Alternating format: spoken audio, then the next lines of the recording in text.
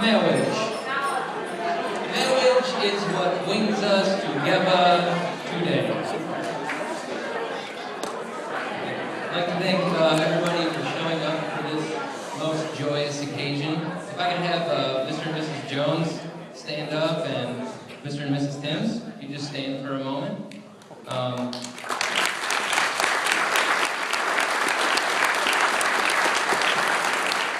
It was not only all of their time and energy and hard work that they put in to this celebration that made this day possible, but obviously all the time and hard work and energy that they put into raising their children into these wonderful adults whom we love that made this day possible. So we just want to let you know how much we appreciate you for all of this.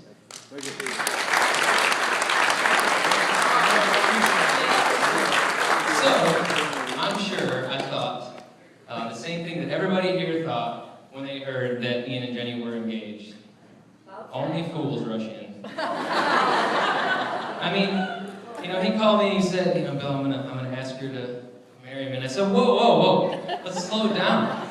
I mean, didn't you just meet this girl last millennium? So, does anybody know how long they've been dating?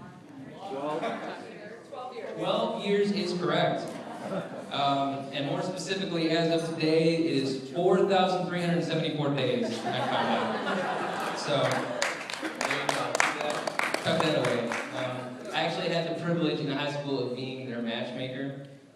It was so long ago, the memory's a little fuzzy, but I seem to recall Jenny coming up to me and asking about Ian, and thought Ian was cute, something like that. And I said, sorry, you are way out of his league, just not a chance.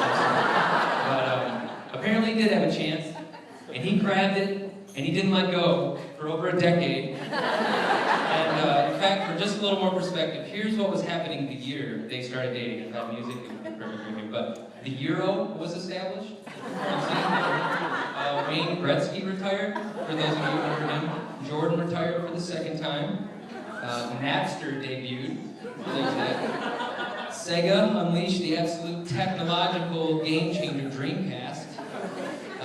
And Lance Armstrong won his first Tour de France. That's how long ago that was. But far before they started dating, I knew Ian. And in fact, it was actually so early on in my life that I honestly don't really remember a time that I didn't know him.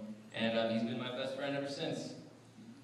He's always been there for me. He's really been the definition of a true friend. And like early on, Marcia used to drive Ian, Dane, and myself to Washington Elementary School in this huge Grand Marquis with a two-track in it, and then we used to play street hockey out in there, in the street there. When we get our allowance, we'd go up to the corner store and get some Fago, and then my mom started taking him up the Upper Peninsula with us. And a little later on, we started playing hockey together, and then we rode through high school together. We actually worked 2 jobs together through high school, and that was amazing. We played a lot of music together, actually. There's 4 of us here that played together.